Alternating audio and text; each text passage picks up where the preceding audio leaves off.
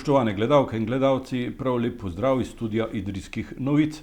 Gost današnje oddaje Aktualno je Uroš Štucin iz Spodnje Idrije, ki ga prav lepo pozdravljam. Dobrodošli. Dobar dan in hvala lepa za povabilo. Pozdravljeni. Včeraj iz Kitajske v Idrijo prispelo 30.000 obraznih mask, ki jih je kupila občina Idrija. Pri tem nakupu pa brez vaše pomoči pravzaprav ne bi šlo. Ja, v bistvu res je na nek način. Moram reči, da je bil to pa svoj kar nek izziv, predvsem v teh cajtih, ki so precej negotovi tudi z vidika te zaščitne opreme.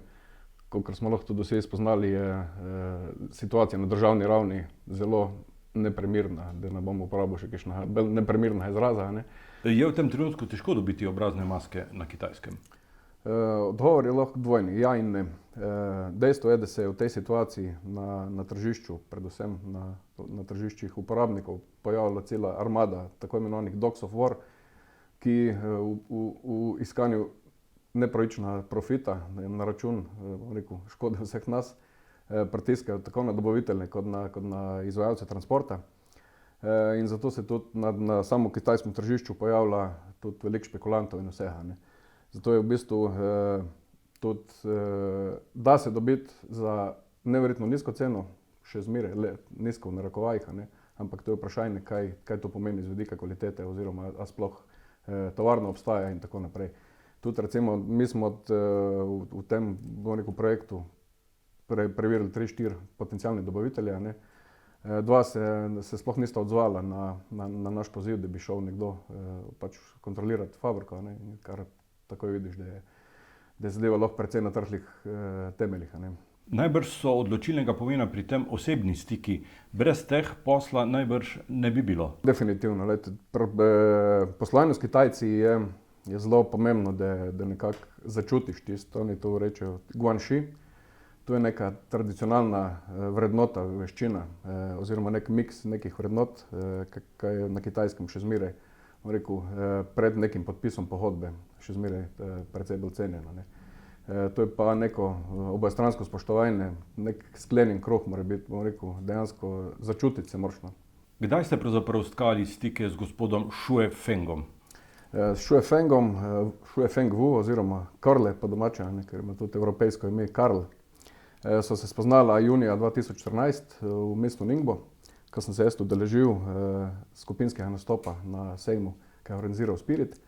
Jaz sem takrat imel stojnico, na kateri sem predstavljal umetnost idrijske čipke s poudarkom na nakitu. Moram reči, da takrat to bil kar zelo odmeven dogodek tudi na Kitajskem, lokalna televizija je posnela prispevek o tem.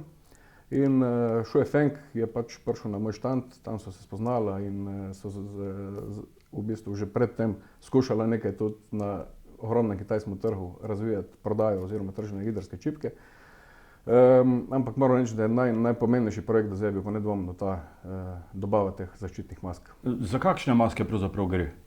V primeru včerajšnje dobave je šlo za dobavo teh trislojnih oziroma trislojnih mask zaščitnih, ki se uporabljajo v medicini in so uporabne tudi kot za splošno zaščito občanov, medtem ko gremo v trgovino, v lekarno oziroma ko se zadržujemo v javnih prostorih, da zaščitimo sebe in predvsem tudi druge. Vrednost tega posla z občino?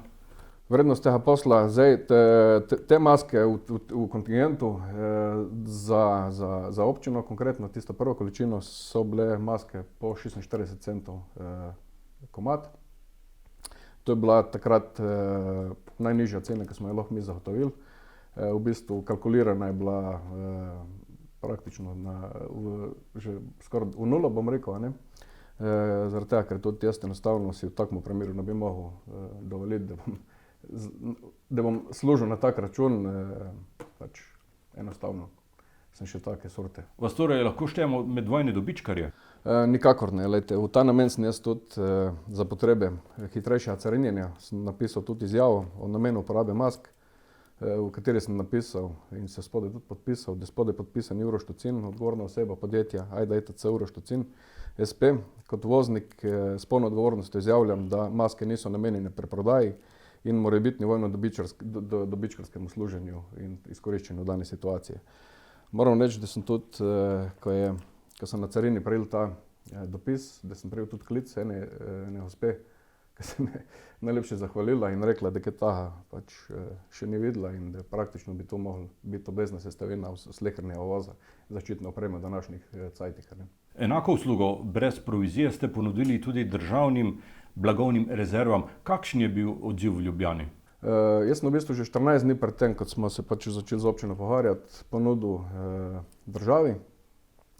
Takrat so bile cene še znatno nižje na tržišču, tako z vidika transporta kot nabavne cene. Takrat je bila maska, recimo ta obrazna maska se je dala dobiti za 29 centov po komadu. Maska FFP2, ki sem to dejno prinesel s sabo, oziroma ta KN95, sem jih jaz ponudil državi za €10 plus DDV. S tem, da sem ponudil še možnost neposrednega kontakta z urejeno firmo, ki ima dovoljenje za izvoz medicinske opreme in tako naprej. Glede odziva ni bilo nobenega. Jaz sem skušal večkrat urgirati, tudi klicati, obračal sem se na poslance.